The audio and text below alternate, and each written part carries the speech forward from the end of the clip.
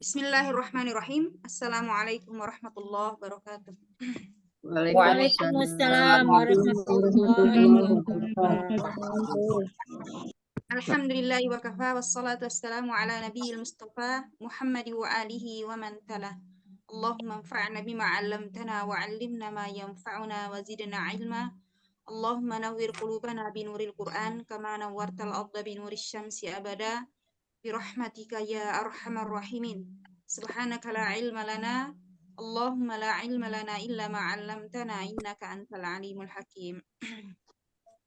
Alhamdulillah Allah Subhanahu wa taala memberikan kepada kita sekalian kesempatan, kesehatan. Maka pada sore hari ini insyaallah kita akan melanjutkan kembali pelajaran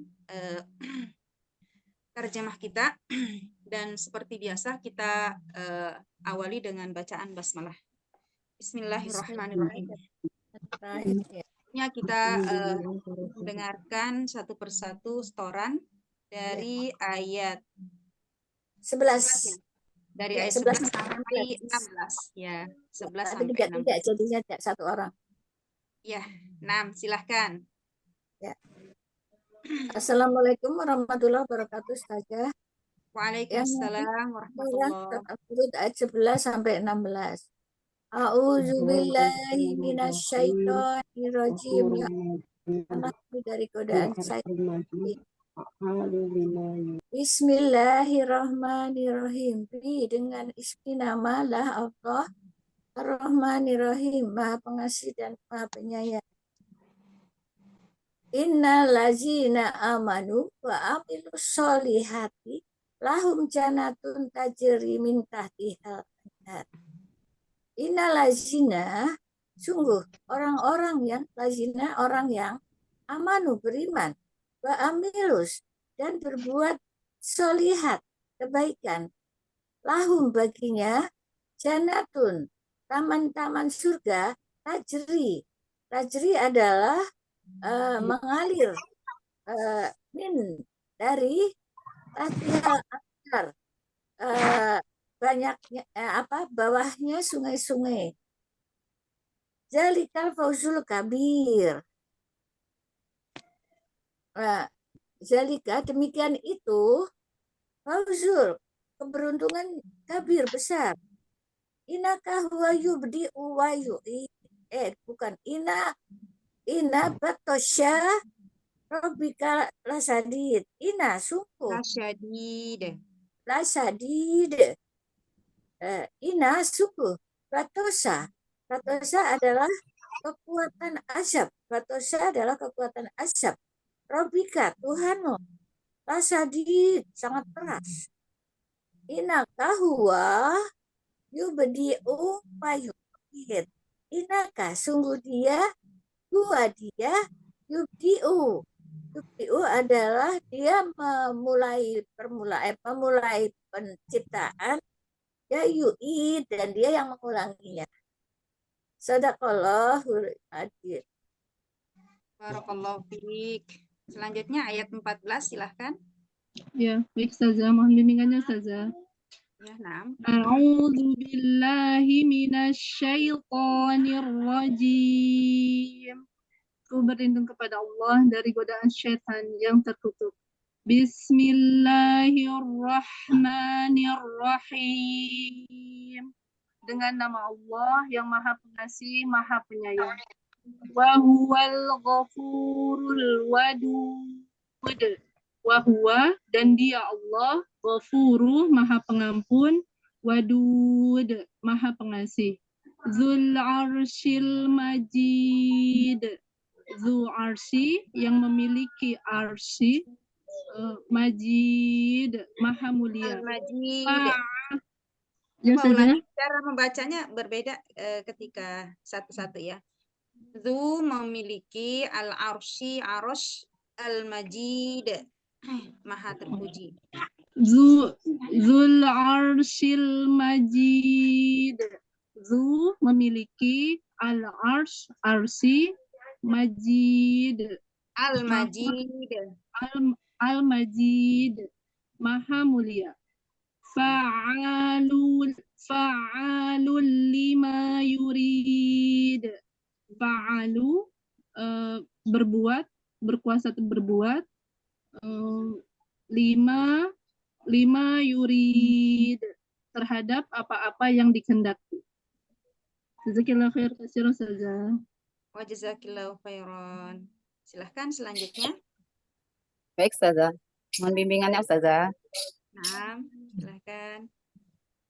A'udzu billahi minasyaitonir rajim. Aku berlindung kepada Allah dari godaan syaitan yang terkutuk. Bismillahirrahmanirrahim. Dengan nama Allah yang Maha Pengasih lagi Maha Penyayang. Innalladzina amanu wa 'amilus solihati lahum jannatin tajri min tahtihal anhar. Dzalika fawzul kabir. Inna sesungguhnya alladzina orang-orang yang amanu mereka beriman wa 'amilus solihati dan mengerjakan kebajikan atau amal soleh lahum bagi mereka jannatin surga tajri mengalir jannatin tajri min tahtihal anhar min dari tahtihal anhar bawahnya mengalir sungai-sungai. Dzalika fawzul kabir. Dzalika demikianlah fauzu. Dzalika fawzul kabir, fauzu keberuntungan al kabir yang besar. Ya, nah. Inna batsya rabbika lasyadid. Inna sesungguhnya batsya kekuatan azab atau siksaan Rabbika Rabbmu atau Tuhanmu lasyadid benar-benar sangat keras. Nah, Innahu huwa yubdi'u wa yumid. Innahu sesungguhnya dia huwa dia yubdi'u dia memulai menciptakan wa yumid dan dia mengulanginya. Wa yumid bukan mim ain. Wa yu'id. Astagfirullah ya wa yu'id. Wa yu'id dan dia mengulanginya Ustazah. Nah. Shadaqallahul azim. Syukran Ustazah, jazakallahu khairan katsiran. Bimbingannya Ustazah. Silahkan. Hal ataka hadisul junud Fir'auna di itu deh. Hal ataka hadisul junud. Hal apakah ataka telah datang kepadamu hadisu berita al junud bala tentara.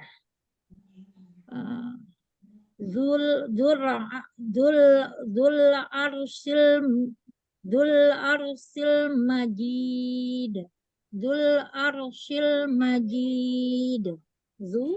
Yang memiliki al-arshi al-majid maha mulia. Fa'alul lima yu'i fa'alul lima yurid. Ulangi. Fa'alul lima yurid. Fa'alu berbuat lima terhadap apa yurid yang dia kehendaki. Nah, Ahsan, Masya Allah, Barakallahu Fik. Masih terbata-bata Ustazah. Enggak apa-apa. Jadi silakan kasih Ustazah. Wa jazakillahu khairan. Nah, Assalamualaikum 17 tadi yang kebaca. Mohon bimbingannya. Nah, silakan Bu.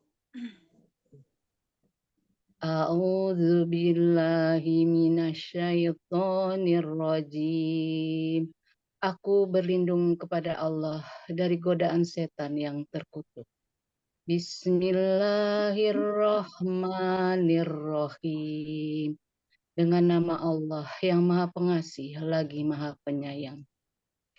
Innalladzina amanu wa amilus solihati lahum jannatun tajri min tahtihal anhar. Zalika fauzul kabir. Inna sesungguhnya alladzina orang-orang yang amanu beriman. Aman wa amin dan berbuat amanu wa amilus solihat dan mereka buat kebaikan. Lahum bagi mereka jannatun surga tahtihal mengalir min dari di anharu sungai-sungai. Zalika demikianlah fauzu keberuntungan al-kabir yang besar. Inna batosha la syadid. Batosha rabbika. Astagfirullah. Inna batosha rabbika la syadid. Inna sesungguhnya batosha kekuatan azab atau siksaan rabbika robmu la syadid sangat keras. Innahu yubdi'u wa yu'id. Innahu sesungguhnya huwa ya. Innahu huwa yubdi'u yu'idu. Sesungguhnya huwa dia yubdi'u dia memulai, dia yang memulai menciptakan, dia yang menciptakan, yu'id dan memulai. Sadaqallahul azim. Maha benar Allah dengan segala firman-Nya. Nah, barakallahu fiik. Assalamualaikum warahmatullahi wabarakatuh. Waalaikumsalam warahmatullahi. Silahkan. Ya. A'udzu billahi minasyaitonir rajim. Aku berlindung kepada Allah dari godaan setan yang terkutuk. Wa huwal ghafurul wadud. Wa huwa dan dialah ghafuru yang mengampuni, al-wadud dan mengasihi, yang maha pengasih. Dzul arsyil majid. Dzu mempunyai ars majid yang mulia, yang terpuji. Fa'alul lima yurid. Fa'alu maka dia berbuat lima bagi apa yang yurid dia kehendaki. Allahumma arhamni bil Qur'an. Assalamualaikum warahmatullahi wabarakatuh. Waalaikumsalam warahmatullahi wabarakatuh. Jazakillahu khairan. Barakallahu fiik. Jazakillahu khairan Ustazah. Ya, Ustazah. Assalamualaikum warahmatullahi wabarakatuh. Waalaikumsalam warahmatullahi. A'udzu billahi minasyaitonir rajim. Aku berlindung pada Allah dari godaan setan yang terkutuk. Wa huwal ghafurul wadud. Wa huwa dan dia al-ghafuru maha pengampun, al-wadud maha pengasih. Dzul arsyil majid. Lu memiliki al-arsy ars, al-majid maha terpuji. Fa'alun lima yurid. Fa'alun berbuat, lima terhadap apa, yurid yang dikehendaki. Ya. Jazakallahu khair. Barakallahu fiik. Nah, wajazakillahu khairan. Selanjutnya masih ada? Sepertinya Allah Ustazah. Ya, sudah selesai ya. Baik.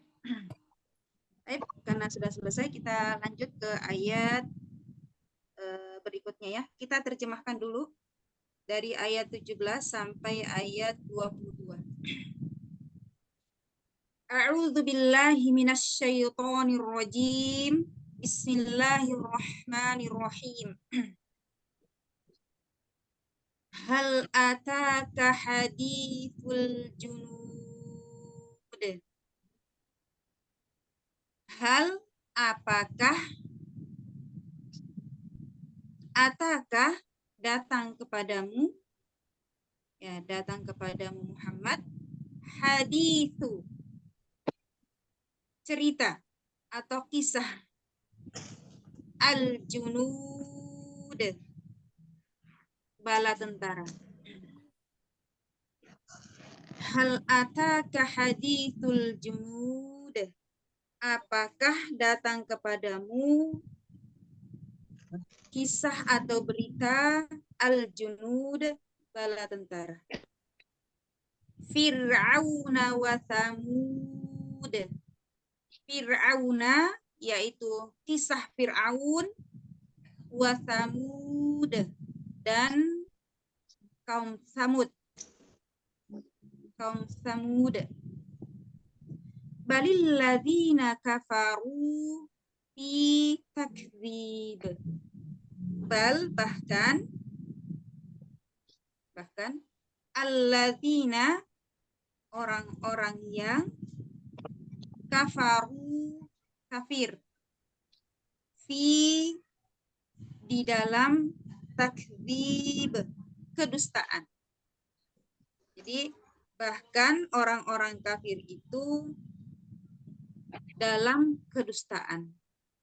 Balil ladzina kafaru fi takdzib. Wallahu min waraihim muhit. Wallahu dan Allah min waraihim, min dari waraihim belakang mereka, waraihim belakang mereka, muhit mengepung atau meliputi. Muhit meliputi atau mengepung. Bal huwa Qur'an majid. Bal bahkan huwa ya, Iya. yang dia itu yang dia dustakan maksudnya. Bal huwa bahkan dia Qur'anun yang dia dustakan itu adalah Al-Qur'an. Majid yang mulia. Yang mulia. Fi lauhim mahfuz. Fi di dalam atau tersimpan. Jadi Al-Quran itu berada atau tersimpan lauhin, lauh ya, mahfuz. Mahfuz itu artinya terjaga. Jadi Al-Quran itu tersimpan dalam lauh al-mahfuz, mahfuz yang terjaga. Baik. Kita jelaskan sedikit di surah Al-Buruj. Kemarin sudah sampai ayat 15. Di mana Allah Subhanahu wa taala menjelaskan pada ayat ini Dzul Arsyil Majid. Allah Subhanahu wa taala pemilik Arsy yang maha agung, yang maha terpuji, Majid atau yang maha mulia. Kemudian kita lanjut pada ayat yang ke-16. Fa'alul lima yurid. Fa'alu yaitu bahwasanya dia berbuat lima yurid terhadap apa yang dia kehendaki. Siapakah yang berbuat di sini? Yakni Allah Subhanahu wa taala. Allah berkuasa untuk berbuat apa saja yang Allah Subhanahu wa taala kehendaki. Jadi ketika Allah Subhanahu wa taala mengatakan ingin melakukan sesuatu, cukup hanya mengatakan kun fayakun, ya, cukup mengatakan bahwasanya jadilah, maka jadilah dia. Kun fayakun. Akan tetapi Allah Subhanahu wa taala tidaklah semena-mena melakukan sesuatu. Berbeda dengan manusia. Ketika manusia itu berada di atas puncak ya kepopuleran atau berkuasa, maka dia akan melakukan kadang-kadang melakukan semena-mena, berlaku sekehendaknya. Tapi kalau Allah Subhanahu wa taala tidak akan melakukan sesuatu yang semena-mena. Ya. Karena Allah Subhanahu wa taala memiliki sifat Al-Hakim, Maha bijaksana. Jadi setiap Allah Subhanahu wa taala mentakdirkan sesuatu, maka itulah yang terbaik bagi hambanya. Karena Allah Subhanahu wa taala akan mentakdirkan pasti yang ditakdirkan itu adalah bijaksana. Nah, bagaimana sikap kita? Pertama adalah selalu memohon petunjuk kepada Allah Subhanahu wa taala dalam setiap langkah kita. Kemudian yang kedua, supaya Allah senantiasa membimbing kita untuk senantiasa berbuat baik. Jadi kita selalu minta kepada Allah Subhanahu wa taala untuk Allah Subhanahu wa taala tunjuki kita ke dalam kebaikan. Kemudian kita lanjut pada ayat yang ke-17. Hal ataka hadithul junud. Hal ataka, apakah telah datang, ataka, datang kepadamu, hadithul junud, yaitu cerita atau kabar atau kisah bala tentara. Al-junud, yaitu prajurit-prajurit. Ya, siapakah yang dimaksud dengan prajurit-prajurit di sini? Fir'aun wa Tsamud, yaitu Fir'aun dan kaum Tsamud.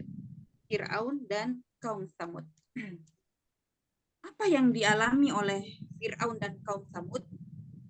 Kalau kita melihat ayat-ayat sebelumnya, di mana orang-orang yang kafir itu senantiasa melakukan sekehendak hatinya. Maka di sini di ayat ini Allah Subhanahu wa taala mengingatkan kita, mengingatkan Rasul sallallahu alaihi wasallam, hal ataka hadithul junud. Apakah telah datang kepadamu Muhammad berita atau cerita tentang prajurit-prajurit Fir'aun wa Tsamud, yaitu kisahnya, ya, beritanya tentang Fir'aun dan kaum Tsamud.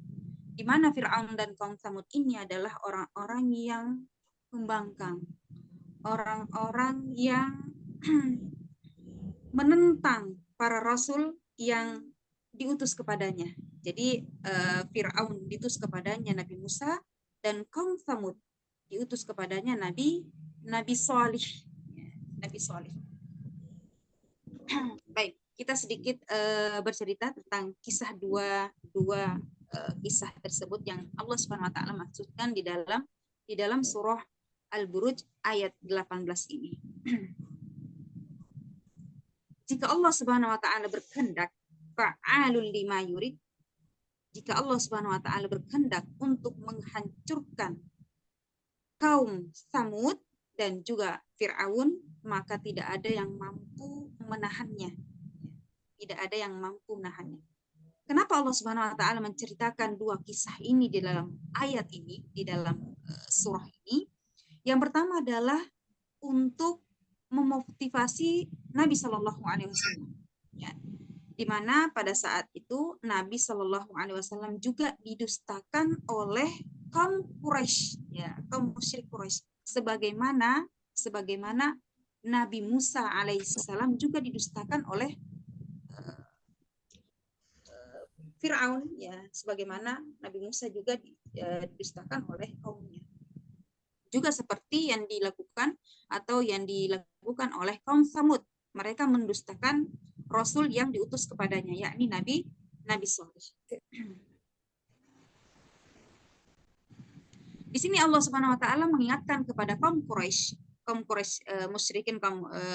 musyrikin Quraisy mengatakan bahwasanya sekuat apapun kalian menghalangi Nabi Shallallahu alaihi wasallam dalam dakwanya, membenci Nabi Shallallahu alaihi wasallam, mengintimidasi, mengusir dan lain sebagainya, sekuat apapun kalian itu tidak ada bandingannya dengan kaum-kaum sebelumnya.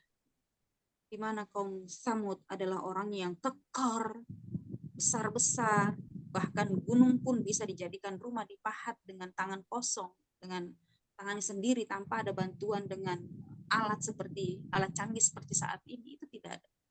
Jadi begitu mereka kuatnya, maka Allah Subhanahu wa taala mengingatkan kepada mereka, ingat kisah-kisah mereka zaman dahulu adalah orang-orang yang kuat. Mereka adalah orang-orang yang kuat dalam segi fisik, juga badannya besar-besar. Tidak ada apa-apanya kalian.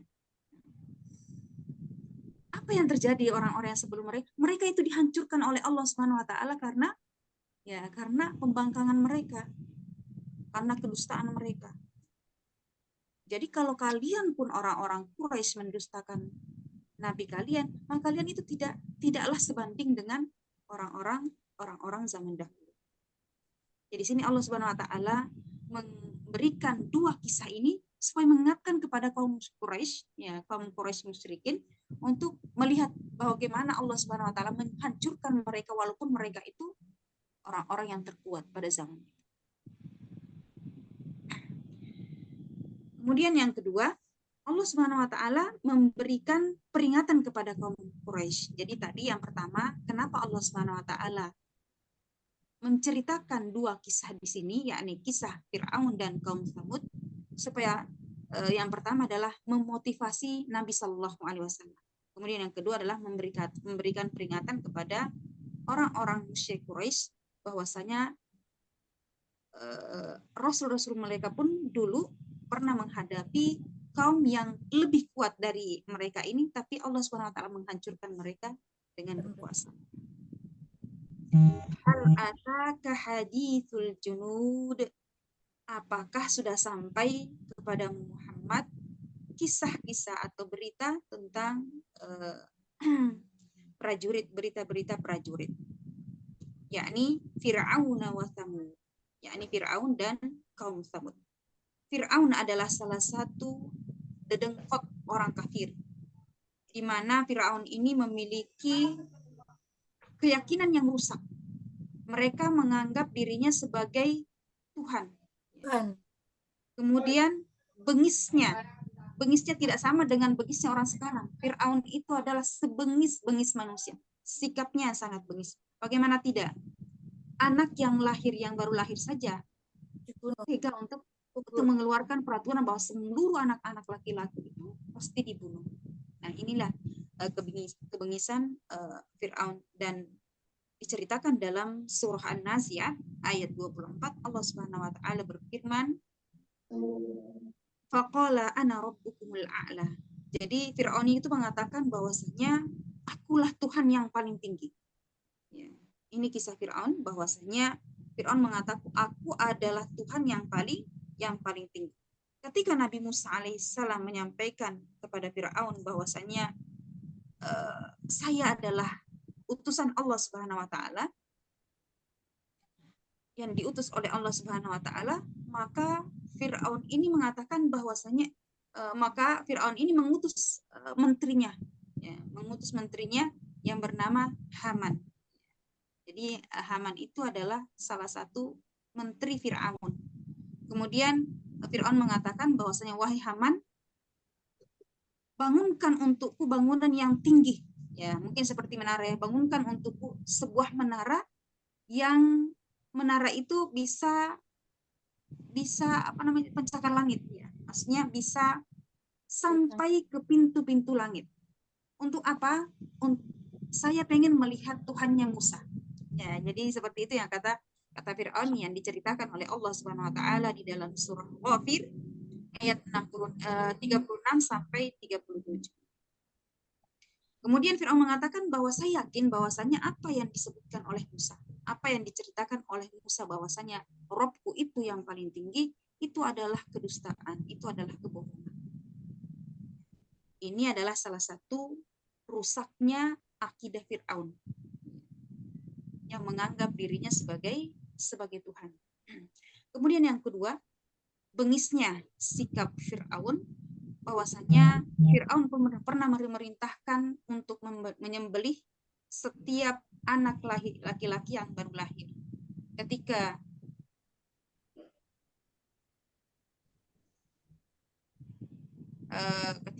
Fir'aun, ya, jadi suatu ketika Fir'aun itu bermimpi, dia melihat di dalam mimpinya itu dia melihat ada api yang datang dari negeri Syam. Jadi arahnya dari Palestina. Kemudian api itu menjalar atau berjalan sampai ke Mesir. Ya. Kemudian dia melihat dalam mimpinya itu api itu membakar seluruh rumah-rumah yang ada di Mesir kecuali rumah-rumah Bani Israel. Jadi di Mesir itu dia melihat bahwasanya api itu dari Palestina menuju ke Mesir, sampai ke Mesir api itu membakar seluruh rumah-rumah yang ada di Mesir kecuali rumah-rumah Bani Israel. Maka dia melihat di dalam mimpinya itu sangat kaget. Ketika dia bangun tidur, dia masih memikirkan mimpinya itu, kemudian dia mengumpulkan para dukun dan peramal.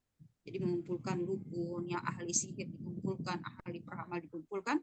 Kemudian dia bertanya, apa takwil dari mimpinya tersebut? Kemudian para tukang sihir itu mengatakan bahwasanya takwilnya adalah akan lahir seorang laki-laki dari Bani Israel yang menyebabkan kekuasaan nanti itu menjadi runtuh. Maka keluarlah perintah dari Fir'aun mengatakan bahwasanya setiap anak laki-laki yang lahir, ya setiap ibu-ibu yang hamil, perhatikan anak yang dilahirkan itu, jika anaknya itu adalah laki-laki maka dibunuh. Jadi di Mesir pada saat itu adalah orang-orang yang berkuasa adalah orang-orang Mesir. Ya, jadi orang-orang pendatang dari Bani Israel itu hanya menjadi tukang kebun, menjadi penjaga-penjaga di kebun-kebun mereka. Nah, dan itu berlanjut tahun demi tahun. Nah, disinilah orang-orang Mesir di sini mulai berpikir, kalau setiap anak laki-laki dibunuh dari kaum Bani Israel, nanti siapa yang menjaga kebun mereka? Siapa yang menjaga rumah-rumah mereka? Karena mereka itu adalah menjadikan mereka itulah sebagai asistennya, sebagai pembantu. Maka mulailah orang-orang Mesir ini berpikir bahwa siapa nanti yang akan menjaga kebun-kebun kita kalau laki-laki sudah nggak ada. Artinya bahwa setiap orang yang dibunuh, yang hidup hanyalah wanita-wanita saja, berarti semakin hari semakin berkurang manusianya. Allah Subhanahu wa taala sebutkan bahwasanya wayadbahuna abna'ahum, dan mereka membunuh anak-anak mereka. Maka disinilah Fir'aun, mereka bertanya kepada Fir'aun bagaimana caranya supaya mengganti peraturan tersebut. Sehingga Fir'aun mengganti peraturan itu menjadi setahun. Ya, anak tahun ini yang lahir boleh dibebaskan untuk hidup, dan tahun berikutnya itu akan dibunuh. Ternyata suatu ketika jatuh pada tahun yang dibolehkan anak laki-laki dibebaskan untuk hidup, lahirlah Nabi Harun, kakaknya Nabi Musa. Kemudian tahun berikutnya tidak boleh lagi langsung dibunuh siapapun yang dilahirkan bagi anak laki-laki, maka langsung dibunuh. Ternyata pada tahun itu Nabi Musa dilahirkan. Disinilah orang tuanya, ibunya Nabi Harun sangat cemas bagaimana nanti nasib anaknya. Nah, ketika anaknya lahir, maka setiap rumah itu dicari siapa yang sudah melahirkan. Nah, maka maka Nabi Musa itu dimasukkan ke dalam box, dimasukkan dalam kotak, kemudian kotak itu diikat dalam satu tempat, kemudian dihanyutkan ke sungai. Jadi setiap diperiksa rumahnya, Nabi Musa itu tidak ada di dalam rumah karena sudah dihanyutkan di sungai. Kemudian nanti setelah selesai diperiksa, kemudian ditarik kembali box itu karena box itu sudah diikatkan di sebuah tempat. Seperti itu. Tapi suatu ketika ibunya Nabi Musa ini lupa untuk mengikatnya, sehingga ketika diperiksa rumahnya tidak ada sesuatu yang ditemukan. Kemudian ketika mau mencari anaknya sudah nggak ada karena anaknya sudah terbawa oleh arus karena lupa diikat. Maka anaknya menyusuri sungai tersebut, ditelusuri oleh kakak perempuannya, kemudian dia melihat boxnya itu sampai ke dalam istana. Pada saat itu Siti Asyah, istrinya Fir'aun, berjalan-jalan ke istananya, kemudian dia melihat box tersebut, kotak tersebut, kemudian merintahkan kepada orang-orang yang di istana itu untuk mengambil box tersebut. Begitu senangnya ketika melihat Musa, karena Siti Asyah ini adalah seorang yang mandul, seorang yang tidak memiliki anak. Begitu dia melihat Musa, Allah SWT menurunkan kecintaan di dalam hati Siti Asyah. Dia sangat suka kepada bayi yang laki-laki yang dia lihat dalam box itu. Maka disitulah Siti Asyah mulai merayu suaminya supaya membiarkan anak itu masih untuk hidup. Tapi masalahnya, setelah anak ini sudah berada di dalam pangkuannya Siti Asyah, yang menjadi masalah itu tidak ada yang bisa menyusui. Sudah didatangkan orang-orang yang memiliki air susu, tapi tidak bisa. Musa menolak. Nah, suatu ketika dibuatlah sayembara, siapa yang bisa menyusui Musa ini akan diberikan hadiah besar. Dan ternyata dalam sayembara itu ibunya Musa masuk dalam sayembara itu dan berhasil menyusui Musa. Dan begitu Musa menyusui menyusui ke ibunya, sangat Musa itu dalam keadaan lahap, ya, menyusui kepada ibunya. Maka disitulah Siti Asyah menawarkan kepada ibunya Musa supaya tinggal di dalam istana. Ternyata ibunya Musa ini tidak menerima atau menolaknya karena dia mengatakan bahwasanya saya masih memiliki anak dan juga suami.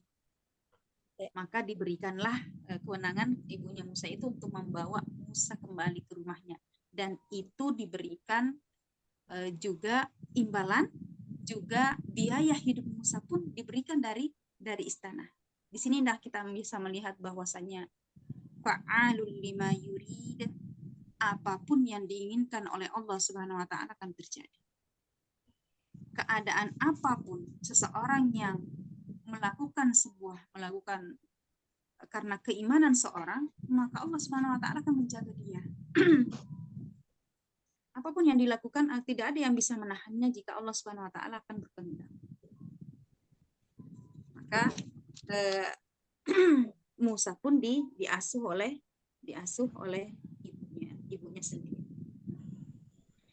Ini satu kisah. Kemudian kisah Tsamud. Ya, kita nggak panjang lebar ya. Kemudian selanjutnya bagaimana kisah kaum Tsamud? Dulu pernah saya ceritakan di dalam surah apa ya? Tentang kaum Tsamud. Enggak banget, Sada. Ya? Gimana? Kedengeran nggak? Kedengaran? Assalamualaikum. Kedengaran Ustazah. Iya, kedengaran. Nabi Shalih diutus oleh Allah Subhanahu wa taala pada kaum Tsamud.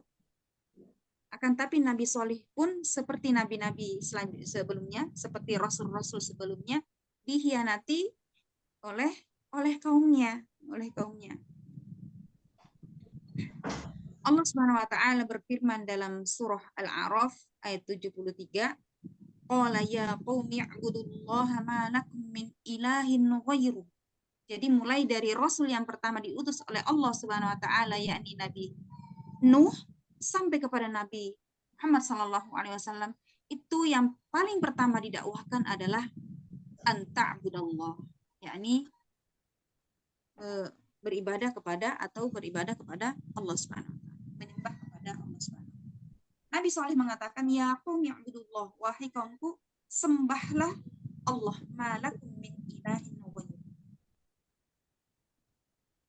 Akan tetapi di sini sama seperti kaum-kaum yang lain, Nabi Saleh pun dikhianati oleh kaumnya.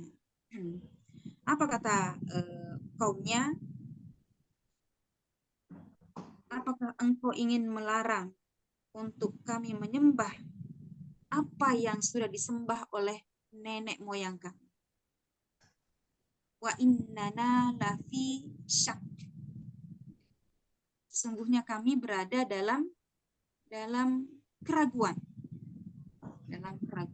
Jadi orang-orang yang kaum Tsamud ini ketika diajak oleh Nabi Saleh untuk menyembah kepada Allah Subhanahu wa taala, maka justru mereka mengkhianati Nabi Saleh.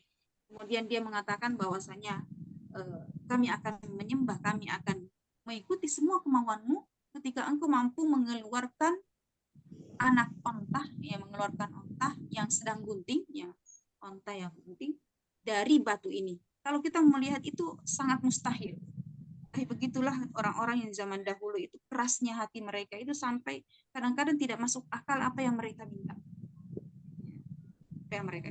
Ternyata Allah Subhanahu wa taala mengabulkan permintaan mereka.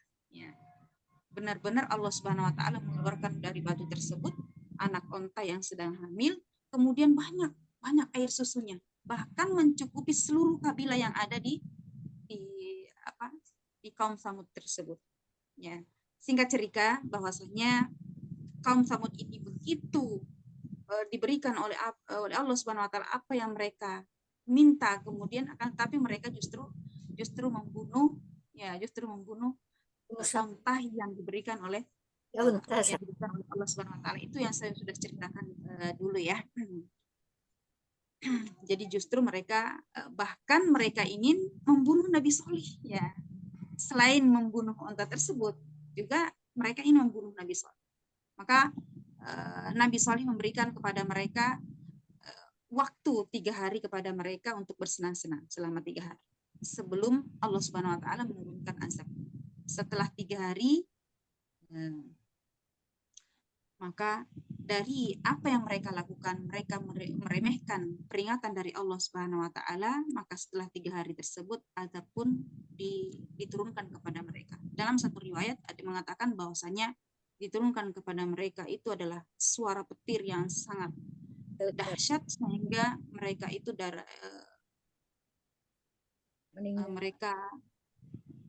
meninggal semua karena tidak kuat dalam suara tersebut. Ada juga yang mengatakan bahwasanya mereka itu diberikan gempa, sehingga tertimpa mereka.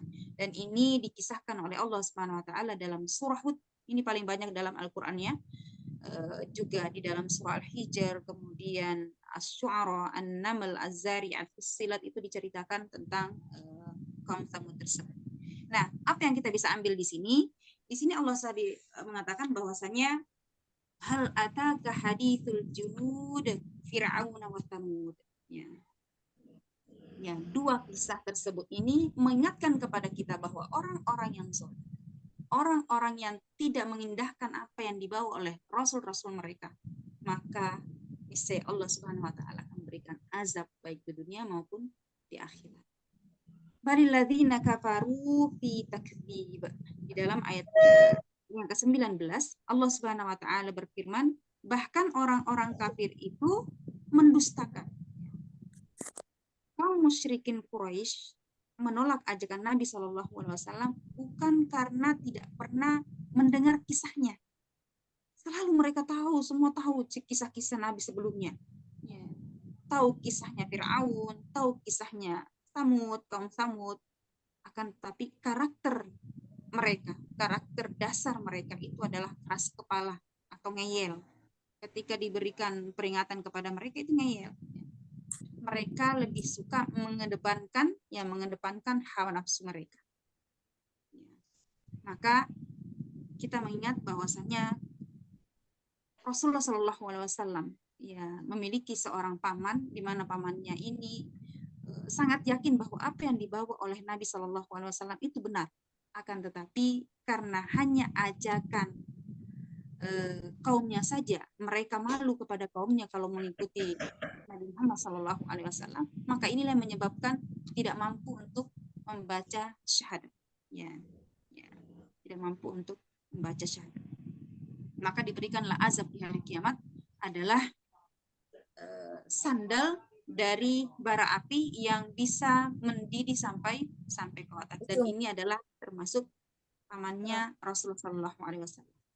Maka dalam sebuah syair pernah Abu Thalib mengungkapkan bahwasanya saya tahu bahwasanya agama yang dibawa oleh Muhammad Shallallahu Alaihi Wasallam itu adalah agama yang benar. Ya, kalau seandainya bukan karena malu, bukan karena kekhawatiran dari omongan kaumnya, niscaya Abu Thalib mengikuti Nabi Muhammad Shallallahu Alaihi Wasallam. Padahal Rasulullah SAW sudah berkata kepadanya, wahai pamanku, katakanlah satu kalimat saja, la ilaha illallah Muhammadur Rasulullah. Tapi kata-kata itu selalu dicegat karena di sampingnya selalu ada Abu Jahal. Abu Jahal selalu mengingatkan kepada Abu Thalib bahwasanya apakah engkau ingin meninggalkan agama nenek moyangmu? Nah, itu selalu diingatkan oleh Abu Thalib. Sehingga karena malunya tadi tersebut, maka Abu Thalib pun tidak mengucapkan kalimat tauhid tersebut. Ummahat fillah rahimakumullah. Jadi dalam ayat 19 ini bahwa orang-orang kafir itu mendustakan apa yang dibawa oleh rasul-rasul mereka. Wallahu min waraihim muhit. Allahu dan Allah min waraihim dari belakang mereka muhit, mengepung atau meliputi. Apa maksud daripada kata muhit di sini? Yang pertama adalah Allah mengetahui. Allah Subhanahu wa taala mengetahui apa yang dilakukan oleh orang-orang kafir, orang-orang musyrik. Allah Subhanahu wa taala mengetahui. Kemudian yang kedua, kata muhit di sini, ahli tafsir mengatakan yang kedua artinya Allah mencatat. Semua perbuatan mereka itu dicatat oleh para malaikat. Kemudian yang ketiga adalah Allah Subhanahu wa taala membalas. Jadi kata muhit satu saja itu meliputi arti dari mengetahui, Allah Subhanahu wa taala mengetahui, Allah Subhanahu wa taala mencatat, Allah Subhanahu wa taala membalas apa yang mereka lakukan. Nah, sekarang kita perhatikan. Allah Subhanahu wa taala mengetahui apapun yang mereka kerjakan. Kalau kita lihat di India, kaum muslimin dihina, ditindas, dibunuh, kemudian di mana lagi? Pokoknya seluruh dunia itu Islam itu ditindas. Mungkin kita pernah berpikir, kenapa Allah Subhanahu wa taala itu tidak membantu mereka? Apakah Allah Subhanahu wa taala itu tidak tahu? Mungkin pernah kita terbetik dalam hati kita, kok orang-orang muslim ini sudah mati-matian memegang keimanan mereka untuk tetap menyembah kepada Allah Subhanahu wa taala, tetap dalam keislaman, tapi kok mereka itu dihina, ditindas, bahkan dibunuh mereka, tapi kok Allah Subhanahu wa taala tidak menurunkan pertolongannya. Bahkan mungkin kita pernah mengatakan kok kaum muslim itu ditelantarkan. Di sini Allah Subhanahu wa taala, bukankah Allah Subhanahu wa taala itu adalah Maha Al-Hakim, Maha bijaksana. Allah Subhanahu wa taala mengetahui kapan mereka itu harus dihukum. Jadi bukan, walaupun mungkin kita melihat mereka itu sudah sangat luar biasa, ya, kebiadaban kaum Zionis kepada kaum muslimin itu mungkin sudah di luar batas.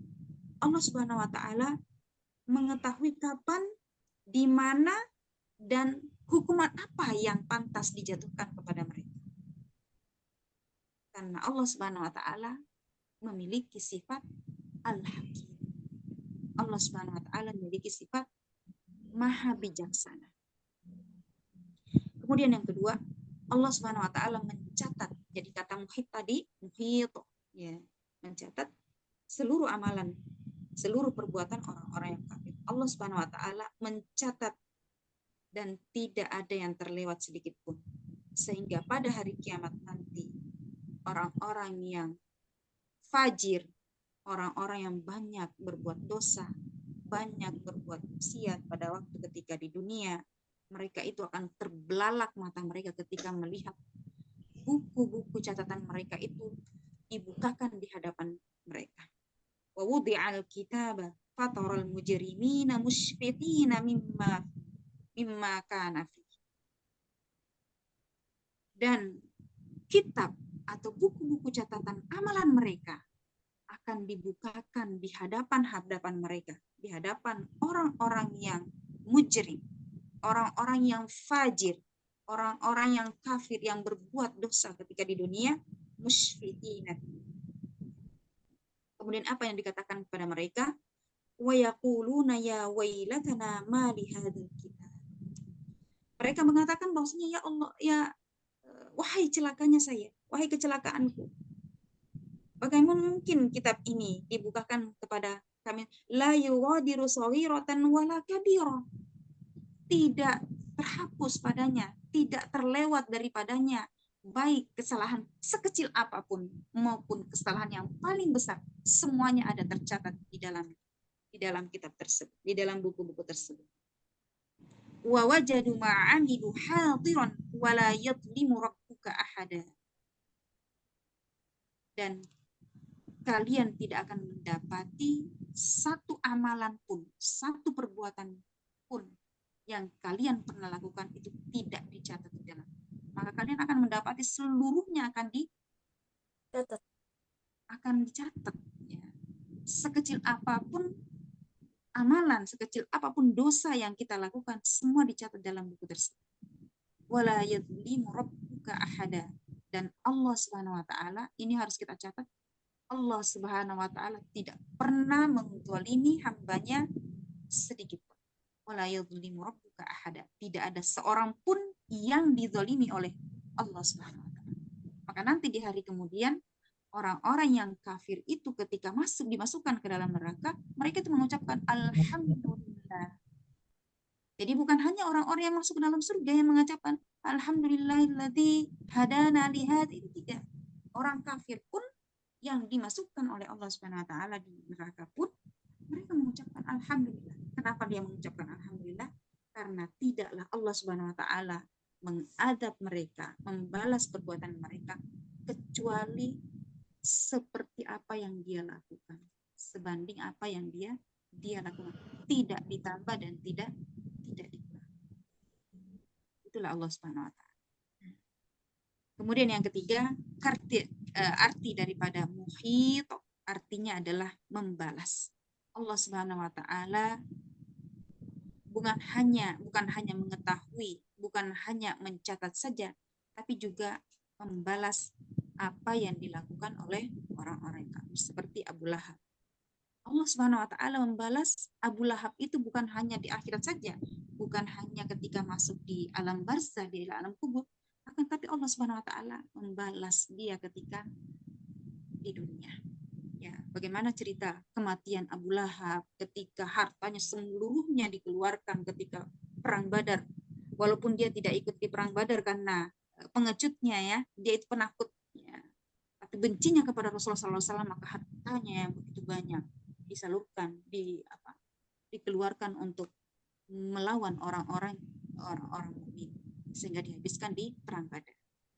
Akan tetapi ketika orang-orang yang pulang dari perang Badar mengatakan bahwasanya kita kalah. Ya, banyak yang gugur seperti Abu Jahal dan kawan-kawannya yang zolim, yang sangat benci Rasulullah SAW, semuanya gugur di perang Badar. Maka dari sinilah Abu Lahab mulai sakit, mulai lemah. Dia kepikiran semua apa yang dia lakukan. Sudah tidak ada lagi kawan-kawannya yang sama jahatnya. Kemudian dari sinilah muncullah penyakit dia, dan penyakit itu sangat langka, yakni seluruh tubuhnya itu dipenuhi oleh bisul. Penyakitnya itu menular sehingga anak-anaknya pun tidak ada yang berani untuk dekat dengannya. Semua lari, keluarganya semua pergi. Sehingga dia pun mati. Tidak ada yang melihatnya. Kemudian dia pun dikuburkan itu bukan digalikan lubang, tapi dia hanya dibuang di satu tempat, kemudian semua orang melemparinya dengan batu, kemudian karena banyaknya batu tersebut, itulah yang menimbun diri. Ya. Ini sudah mati, tapi masih dilempar oleh manusia. Dan disinilah kehinaan orang-orang yang senantiasa melanggar dari syariat Allah Subhanahu wa Ta'ala. Belum lagi Abu Jahal dan lain sebagainya. Ini adalah salah satu contoh bahwasanya Allah Subhanahu wa Ta'ala membalas perbuatan orang-orang yang kafir baik di dunia maupun di akhirat. Baik, di ayat yang ke-21 Allah Subhanahu wa Ta'ala berfirman, bal huwa Qur'anun Majid. Bal, bahkan, huwa, dialah Al-Qur'an itu, dialah Qur'anun, Al-Qur'an Majid, ya. Yang maha, Majid artinya yang mulia. Majid artinya mulia, agung, terhormat. Ya. Jadi kata Majid ini adalah menggambarkan betapa Al-Qur'an itu mulia di sisi Allah Subhanahu wa Ta'ala. Setelah Allah Subhanahu wa Ta'ala menggambarkan bagaimana betapa parahnya orang-orang yang kafir setelah setelah Allah Subhanahu wa Ta'ala menceritakan karakter-karakter orang kafir, maka di sini salah satu karakter mereka adalah menolak Al-Qur'an. Ya. Maka sifat Al-Qur'an itu adalah Al-Majid. Al-Majid itu adalah sifat dari Al-Qur'an. Kata Al-Majid disampaikan oleh Allah Subhanahu wa Ta'ala dalam Al-Qur'an itu 2 kali. Ada di dalam surah Qaf dan juga di dalam surah Al-Buruj ini. Ya. Wa huwa Qur'an, bal huwa Qur'anun Majid. Kemudian kalau dalam surah Qaf itu Qaf wal Qur'anil Majid, ya itu. Wal Qur'anil Majid. Nah, kata Majid di sini adalah mulia. Mulia apanya? Pertama adalah mulia kandungannya. Al-Quran adalah ajaran yang tidak pernah expired, tidak pernah kadaluarsa. Diamalkan mulai dari Rasulullah SAW diutus sampai akhir zaman. Jadi sampai hari kiamat. Dan inilah Al-Quran, tidak ada kadaluarsanya. Bisa diamalkan kapan saja. Mulia apanya? Pertama adalah kandungannya. Kemudian yang kedua, mulia apanya? Mulia bahasanya. Bahasa Al-Quran itu sangat mulia. Sehingga orang-orang yang kafir zaman dahulu, Abu Lahab, Abu Jahal, dan teman-teman itu, walaupun dia sangat benci kepada Rasulullah SAW, tapi tengah malam itu selalu mereka itu bertemu di satu tempat. Mereka itu secara diam-diam ingin mendengarkan Rasulullah SAW membaca Al-Quran. Karena bahasanya itu memang berbeda dengan syair-syair yang lain. Karena ini adalah berasal dari Allah Subhanahu wa Ta'ala. Kemudian yang ketiga adalah mulia bagi orang yang mengamalkan. Orang yang mengamalkan akan menjadi mulia ketika mengamalkan Al-Quran tersebut. Kemudian mulia pahalanya di sisi Allah Subhanahu wa Ta'ala. Jadi kata Majid artinya mulia, mulia kandungannya, mulia bahasanya, ungkapan bahasanya mulia, orang yang mengamalkannya mulia, kemudian juga pahalanya. Kemudian yang ke ayat yang ke-22, fi lauhim mahfuz.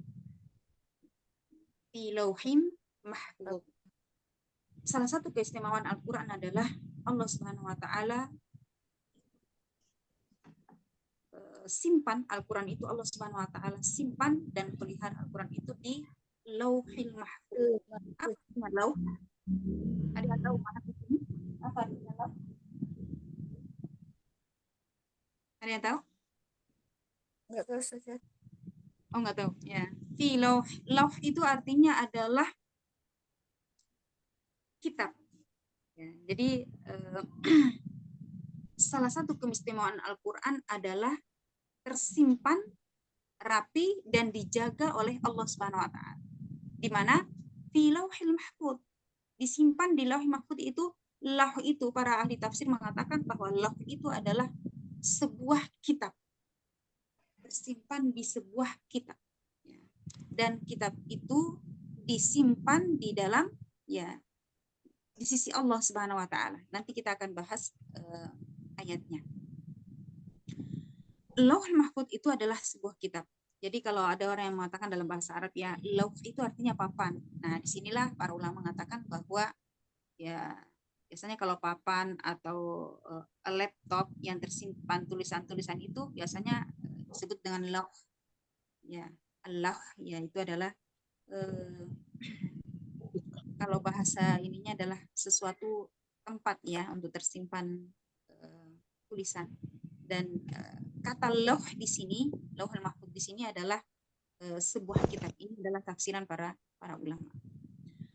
Allah Subhanahu wa Ta'ala berfirman di dalam surah Al-Hajj ayat 70, alam ta'lam anna Allah ya'lam ma fis sama'i wal ard inna fi dzalika fi kitab. Ya. Apakah kalian tidak mengetahui bahwasanya Allah Subhanahu wa Ta'ala mengetahui apa yang ada di langit maupun yang ada di bumi. Sesungguhnya itu semua itu tercatat di dalam kitab. Maka yang dimaksud kitab di sini oleh para Ibnu Atiyah, seorang ulama mengatakan ulama tafsir mengatakan bahwasanya kata Lauhul Mahfuz di sini adalah sebuah kitab. Jadi Al-Qur'an itu tidak akan bisa dirubah oleh manusia karena tersimpan di Lauhul Mahfuz. Kemudian tempatnya di mana? Lauhul Mahfuz itu ditempatkan di mana? Dalam Quran surah Az-Zukhruf ayat 4, Allah Subhanahu wa Ta'ala berfirman, "Wa innahu fi ummil kitabi ladaina." Sesungguhnya Al-Quran itu tersimpan di dalam kitab induk. Di dalam kitab induk. Jadi ada kitab induknya. Di mana? Di sisi Allah Subhanahu wa Ta'ala. Ladaina, di sisi kami, kata Allah Subhanahu wa Ta'ala. Di sisi Allah Subhanahu wa Ta'ala. Ar-Rahman 'alal arsyistawa. Allah Subhanahu wa Ta'ala berada di arsy, ya, di atas arsy. Karena Allah Subhanahu wa Ta'ala di atas arsy, maka Lauhul Mahfuz juga ada di sisi Allah Subhanahu wa Ta'ala, berarti ada di atas arsy. Dan arsy itu berada di atas gimana? Fawqas sama'i, as-sama'is sab', yaitu di atas arsy langit yang ketujuh. Apa yang ada di dalam kitab tersebut? Allah Subhanahu wa Ta'ala berfirman di dalam Quran surah Al-An'am ayat 38, ma farratna min kitab min syai'. Tidak ada yang tersimpan, yang tertulis di dalam kitab tersebut adalah Al-Quran. Tidak ada yang terluput, ya. Semua kejadian yang ada di dunia ini, semua kejadian yang ada di dunia ini, semua tercatat di Lauhul Mahfuz. Jadi tidak ada yang terlewat. Sebagaimana yang tertulis, inna awwala ma khalaqallahu al-qalam. Sesungguhnya yang pertama diciptakan oleh Allah Subhanahu wa Ta'ala adalah al-qalam, yaitu Yang pertama diciptakan oleh Allah Subhanahu wa taala adalah pena. Itu dalam sebuah hadis ya. Kemudian Allah Subhanahu wa taala berfirman kepada pena tersebut, "Uktub," tulislah. Kemudian pena mengatakan, "Apa yang saya tulis ya Rabb?" Kemudian Allah Subhanahu wa taala berfirman, "Uktub maqadira kulli syai'in hatta taqumas sa'ah." Ya. Tulislah seluruh kejadian, seluruh takdir sampai ya mulai dari diciptakannya pena tersebut sampai terjadi hari kiamat, sampai ditegakkan hari kiamat. Di mana ditulis al-qalam itu ditulis ya, di mana kejadian-kejadian atau takdir-takdir itu ditulis fi lauhil mahfuz, di lauhil mahfuz. Dan salah satu yang tertulis di dalam lauhul mahfuz ya, jadi semua kejadian yang ada di muka bumi ini, semua kejadian itu tertulis di lauhul mahfuz, dan salah satunya yang tertulis di dalam lauhul mahfuz itu adalah Al-Qur'an. Al-Qur'an. Jadi lauh itu adalah kitab, mahfuz artinya terjaga. Tidak ada yang bisa mengubah Al-Qur'an karena terjaga di lauhul mahfuz. Maka tidak ada yang mampu menambah, mengubah, mengurangi. Tidak ada yang mampu tersebut. Kenapa? Karena Al-Quran itu adalah asli. Al-Quran itu adalah otentik, ya. Terjaga ketika Allah Subhanahu wa taala turunkan. Allah Subhanahu wa taala menurunkan Al-Quran itu kepada Rasulullah sallallahu alaihi wasallam dibawa oleh seorang malaikat yang Al-Amin, Ruhul Amin, ya. Al-Quran itu dibawa oleh ruh, dibawa oleh Jibril yang terpercaya dan diberikan kepada manusia yang terpercaya. Yakni Rasulullah SAW dijuluki sebagai Al-Amin. Al-Amin. Dari Allah Subhanahu wa taala Al-Quran itu kemudian dibawa oleh malaikat Jibril, adalah Ruhul Amin, kemudian disampaikan kepada Nabi SAW sebagai manusia Al-Amin. Jadi tidak ada keraguan di dalam Al-Quran. Walaqad wa innahu latanzilu Rabbil alamin. Sungguh Al-Quran itu diturunkan oleh Allah Subhanahu wa taala Rabbul alamin. Nazala bihi ruhul amin. Amin ya.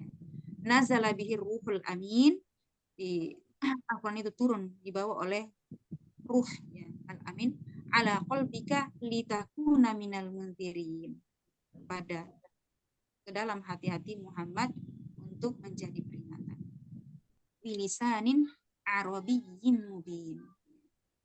Jadi proses yang sakral itu tidak mungkin ada seorang pun, tidak mungkin ada yang mampu merubah Al-Quran tersebut karena dijaga oleh Allah Subhanahu wa taala, diturunkan kepada Ruhul Amin dan disampaikan kepada Rasulullah SAW yang Al-Amin. Rasulullah SAW adalah Al-Amin dan ingatannya yang sangat kuat. Begitu Allah Subhanahu wa taala, begitu disampaikan oleh Jibril ayat tersebut, maka itu Allah Subhanahu wa taala menjaga, masukkan ke dalam hati Nabi Shallallahu alaihi wasallam, dan itu akan diingat terus-menerus. Dan para sahabat pun memiliki ingatan yang barakallahu fik.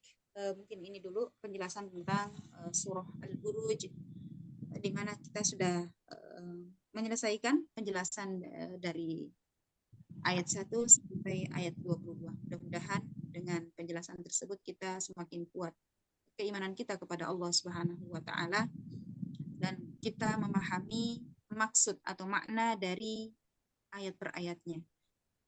Ummahat fillah rahimakumullah, ini sudah banyak ya surah-surah yang sudah kita pelajari mulai dari Al-Fatihah kemudian An-Nas sampai Al-Buruj ini. Mudah-mudahan Allah Subhanahu wa taala menambahkan ilmu kepada kita sekalian dan memahaminya, dan mudah-mudahan semakin kuat keimanan kita, juga semakin khusyuk di dalam salat, dan apa yang sudah kita lakukan mudah-mudahan apa yang sudah kita pahami mudah-mudahan Allah Subhanahu wa taala memudahkan kita untuk mengamalkan. Baik, barakallahu fik. mungkin ini dulu yang bisa saya sampaikan. Ada yang mau didiskusikan? Silakan. Ada yang ingin bertanya, sahabat semua, dari materi yang Ustazah berikan? Nah, dari materi yang sudah dijelaskan tadi, mungkin ada yang belum jelas di ayat-ayat sebelumnya.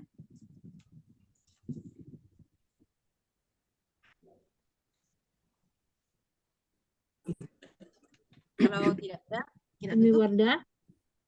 Ya, silakan. Belum Belum. mau nanya. Oh, iya. Baik, Nah, sudah jelas sepertinya Ustazah Ya, semua. kita cukupkan ya. Baik, Ustazah. Mudah-mudahan apa yang kita pahami dimudahkan oleh Allah Subhanahu wa taala. Baik. Barakallahu fi, kita tutup dengan hamdalah dan doa kafaratul majlis. Alhamdulillahirabbil alamin. Alhamdulillahirabbil alamin. Subhanakallahumma wa bihamdika asyhadu an la ilaha illa anta astaghfiruka wa atubu ilaik. Assalamualaikum warahmatullahi Waalaikumsalam warahmatullahi wabarakatuh. Jazakillah khairan kasiran Ustazah.